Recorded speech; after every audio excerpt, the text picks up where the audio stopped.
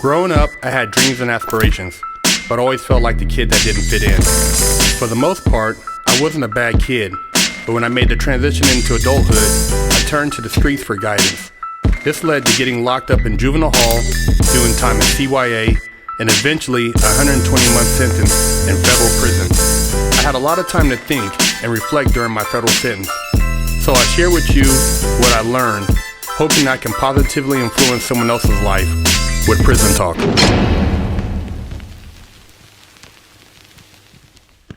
What's up? Big Herc 916, getting down with Fresh Out.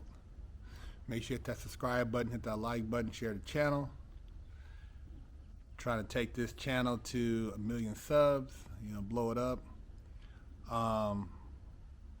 December 18th, we're having Christmas Big Bag Giveaway, 5 p.m. Pacific Time, live on YouTube.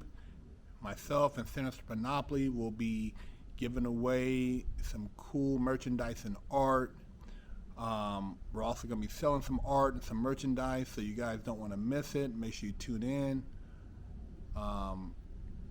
We'll have links of the raffle ticket on our IG, Fresh Out Series, Big Herc 916, Sinister Monopoly. Also, we'll be having the links in the description of upcoming videos, but make sure you guys check our social media to find the links for the auction, which will be going down December 18th, live on YouTube at 5 p.m. Pacific Time.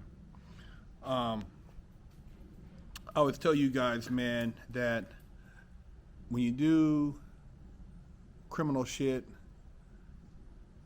believe that they have people who will figure out the criminal shit you're doing because they have all the resources and the time. And murder has no statute of limitation. And believe that there's somebody sitting at a desk somewhere looking at an unsolved murder, trying to figure out how to solve that murder. And there hasn't been a lot of press outside of Las Vegas about this murder of Jeff German, who was a reporter, but he was killed by a Nevada politician, Robert Tellez. And it's crazy because it's saying here that some new evidence was discovered, and there's cameras everywhere. I tell you guys, there's you got the Ring camera, people got cell phones, there's surveillance cameras all over the place, and one way or the other they will triangulate, or they will find somewhere somehow a camera that saw you doing something. And this Robert Tellez, man, he dressed up like he was, I don't know if he was dressing like he more of a landscaper with this, but he had a hat on like he was, one of those big straw hats like he was landscaping, and had on one of those jackets like he was somebody working, picking up trash on the side of the road. And he, crept through, it says here, I guess the side door of this guy's house, entered this guy's yard, and then exited through the same path. But he stabbed this guy to death, and that's up close and personal, man. And apparently they found DNA of Robert Tellez under Jeff German's fingernails, and then they had the shoes, they do a shoe print, they match the shoes, and, they had multiple, I guess somebody seen this individual leaving, and, they tested the DNA under the fingernails, and it matched Tellez's DNA. So this guy is indicted by a grand jury. He's lucky if he don't get the death penalty, but it was all premeditated. And yeah, man, he's hit, man. he he went from being a former politician to he's looking at life in prison.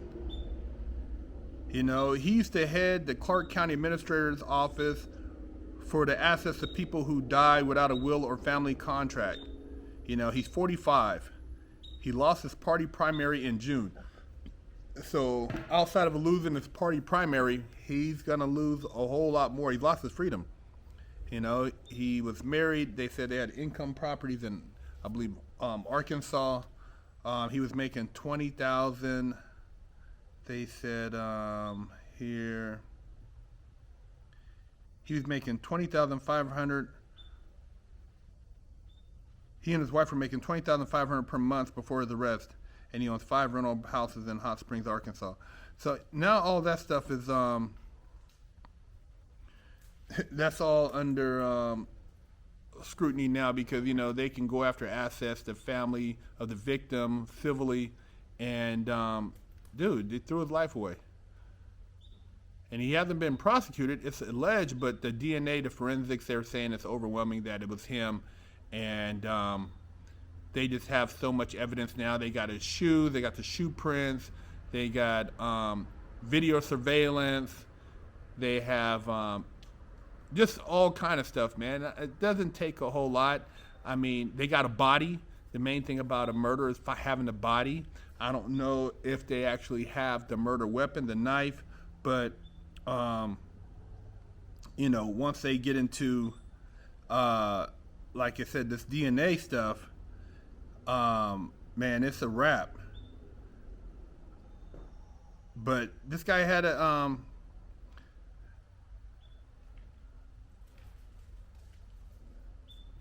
so the neighbor Roy Bailey, he's the one that found Jermaine's body, and he had surveillance video. So all this stuff is matching up. And it says right here that detectives found, on September 4th, they found cut up gray shoes in a Ziploc bag under a living room couch, a large hat cut into multiple sections in a bag, and a toolbox in the garage, and a dark bag also in the garage. This dude, man, he had all that stuff at his house, man. Robert Tellez, he had all that stuff in bags at his house that matched the video surveillance.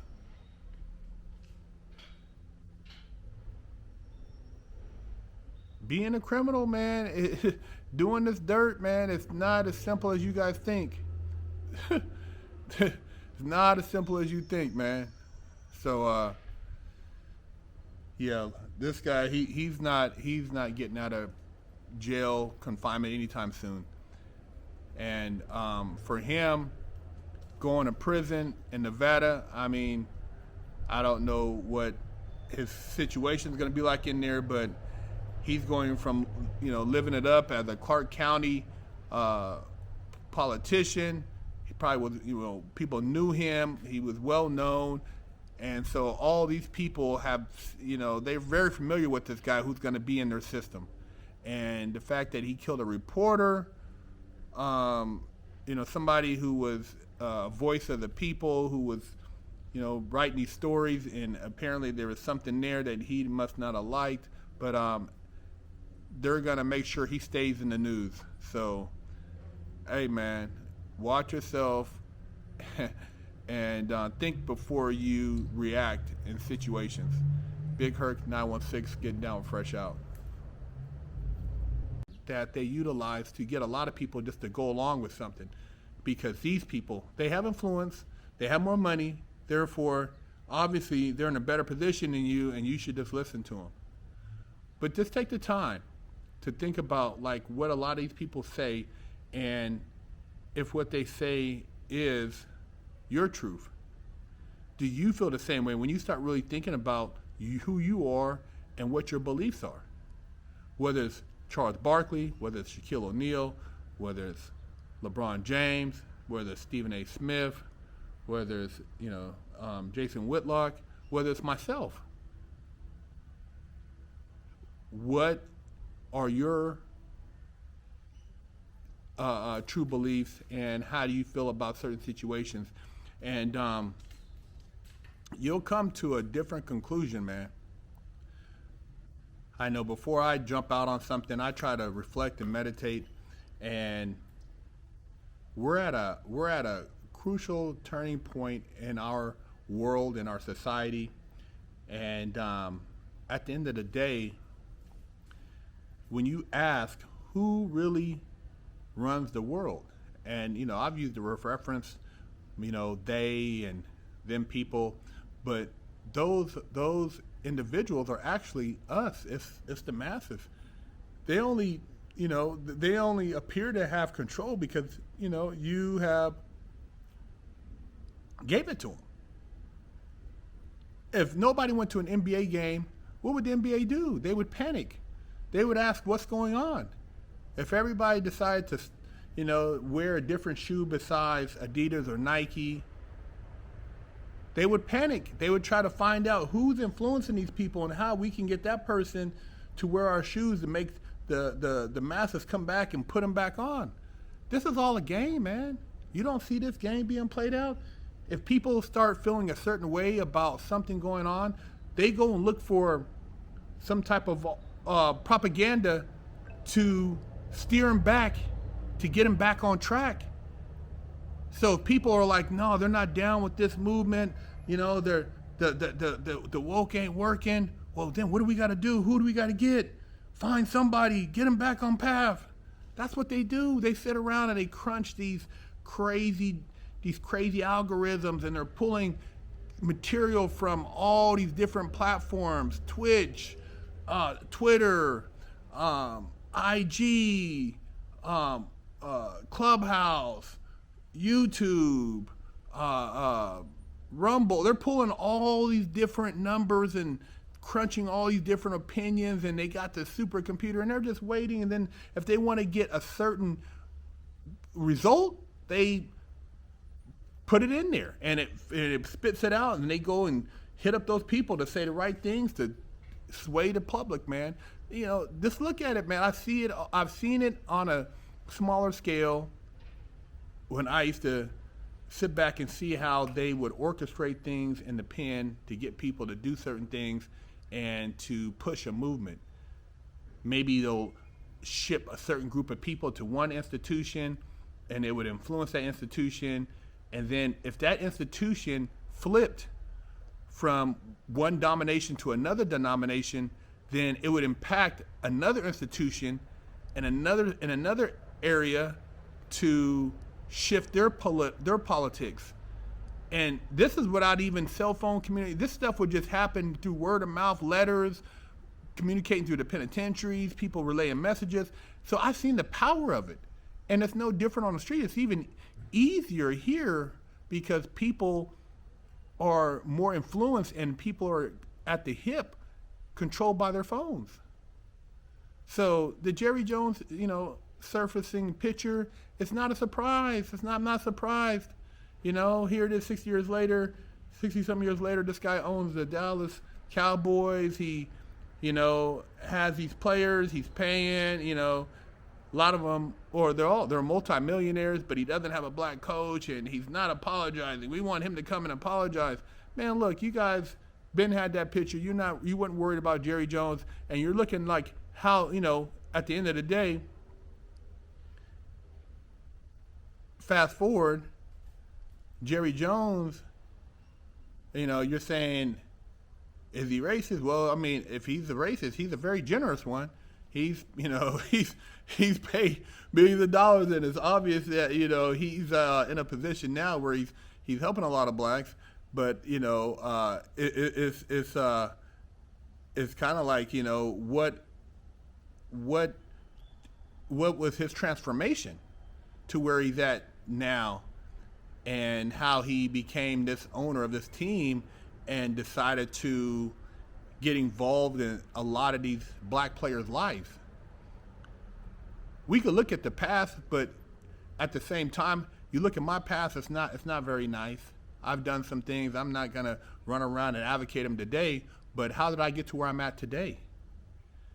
So We're talking about today. We're talking about, these guys just jumped on Kyrie a couple weeks ago. But they're trying to find a way now to reestablish themselves because they know they said the wrong thing because the comments is telling them. See, those comments, man, people live off those comments. That's like, endorphins for a lot of these guys. Oh, man, they look at the comments, the likes, the follows. That's how they live their life. And like I said, these guys are multimillionaires. They're in a hell of a position, a whole nother level than what I'm at. I'm just a little YouTuber, a little influencer. I do my thing over here and I'll fresh out and I'll muscle up. But I just look at the big picture and I wonder, why do these guys say certain things and it's clearly obvious they're being told to say certain things. Somebody's telling them what to say and when to say it, and they just do as they're told because they get a big bag, man. I mean, that's what the bag does. Do as you're told. So this Jerry Jones thing, see through it, see who these guys really are. Most of these guys, they don't really give a damn about Kyrie or anything to do with really deep sentiments on expressing how they really feel. And who knows how they really feel, because they probably haven't had a chance to say what they really want to say because they've been paid to say what they say for so long. So I can't even hold that against them. I don't hold it, LeBron, Shaq, all you guys, Barkley, I don't even hold it against you, man. I only imagine, when you get in those type of meetings and boardrooms, you just kind of got to nod your head, man, and that's what you do. The bag, the power of the bag. But I'm gonna keep it 100 over here. Big Herc 916. Stop walking around with a crusty butt, smelly ball sack, and a funky hoo-ha. Big Herc said, wash that ass. Pick you up a t-shirt at freshoutseries.com.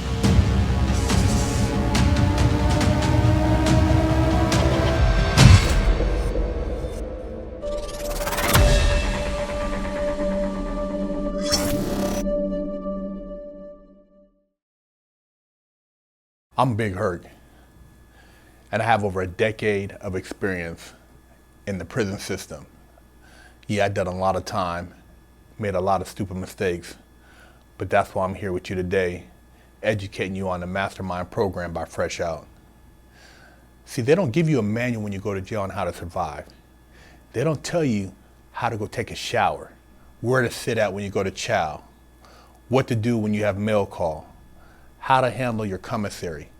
See, we cover that and a multitude of other topics that are very important, because if you do the wrong thing, you can get your damn wig split. We have over 100 million views as of date on our YouTube channel, but we've put and condensed all this knowledge into this Mastermind program so that you can provide your client with a winning chance. Do yourself a favor and your client a favor and sign them up for our program so they don't have to get their wig split and they can make it out alive.